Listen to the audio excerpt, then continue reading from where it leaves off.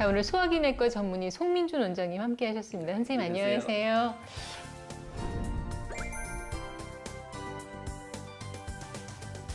앞에 찌는 체질은 따로 있는 건지 굉장히 궁금해요. 기초 대사량, 근육량에 따라서 그 체질이 결정됩니다.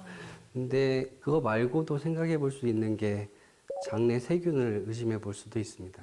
그 장내 세균은 우리 몸 속에 사는 세균인데 세균의 총수가 한 100조 개 정도 됩니다. 우리 몸의 세포 수가 한 10조 개 되니까 우리 몸보다 한 10배 정도 많은 수의 세균이 우리 몸속에 살고 있는 거죠.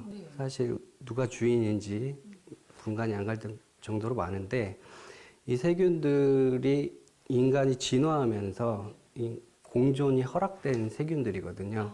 그러니까 우리 몸에서 어떤 역할을 해야 되겠죠. 그래서 여러 가지 많은 역할을 하기 때문에 1, 2kg 정도 되는 세균 집단을 어떤 장기라고 여길 수도 있는 거죠. 또 흔히 요즘 행복 호르몬이라고 얘기하는 세로토닌이 한 95% 정도가 장에서 만들어지고 있습니다. 우리 몸과 마음 전반적으로 영향을 미친다고 할 수가 있죠. 그럼 이 장내 세균이 그러니까 살이 찌는데, 그러니까 내가 비만이 되는데 어떤 직접적인 영향을 끼치는 건가요? 그러죠. 박테리오데스보다 뚱보균, 그래서 퍼미큐티스의 비율이 엄청나게 높게 나왔습니다. 이러한 연구에서 보듯이 장내 세균이 비만과 연관이 있다는 것을 알 수 있습니다.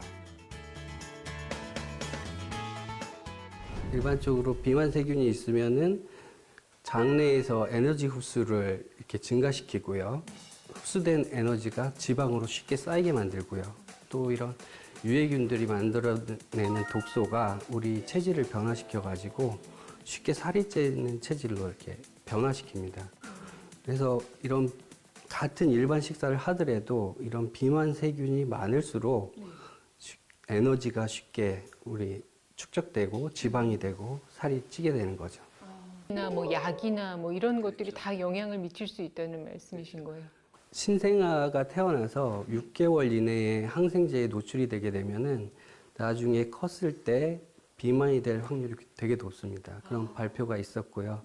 그래서 항생제에 노출이 되게 되면 유해균과 유익균 사이의 그 세력 간 균형이 무너지게 되거든요.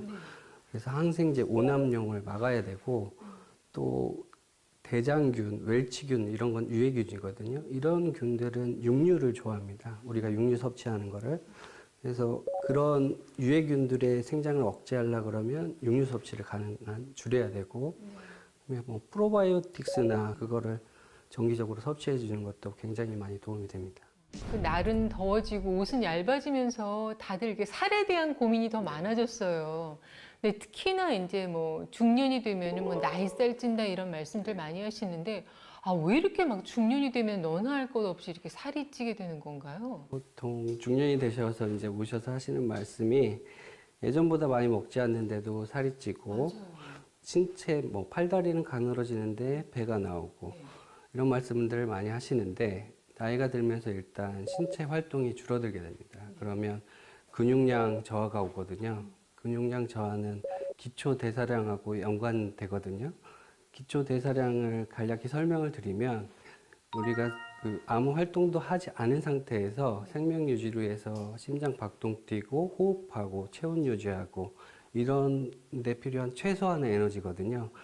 기초 대사량 자체 근육이 차지하는 부분이 많습니다. 그래서 중년이 되면 근육량이 낮기 때문에 20대보다 하루에 160kcal 정도 적은 에너지를 소비하게 되는 거죠. 그래서 한 이거를 1년 정도 단순 계산으로 하면은 약 같은 양의 식사를 하게 되면 8kg이 찌게 되는 거죠.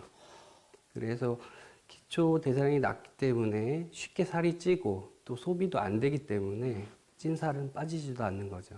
갱년기가 되면서 살이 쪘다는 분들이 이제 많으신데 모든 원인을 다 갱년기로 돌릴 수가 있나요?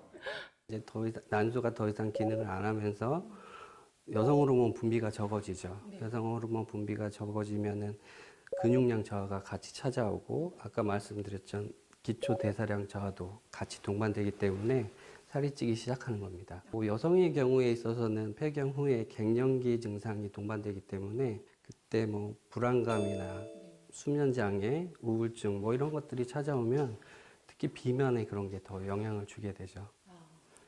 폐경 후에 복부 비만은 심혈관 질환뿐만 아니라 유방암 발병률도 높이기 때문에 그냥 나이스타일로 치기에는 굉장히 위험하죠. 이 갱년기가 원인이 많이 되는 것 같아요. 그러니까 정서적으로도 너무 힘들고 사실은 육체적으로도 예전에는 전혀 상상할 수 없었던 거기도 하고. 제2의 사춘기가 찾아오는 네네. 거죠. 근데 무엇보다도 또 비만. 갱년기에 살쪘다고 하시는 분들이 대부분이시잖아요. 예. 주로 이제 갱년기에 살이 찌는 경우에 복부 비만이 많이 초래가 되는데요.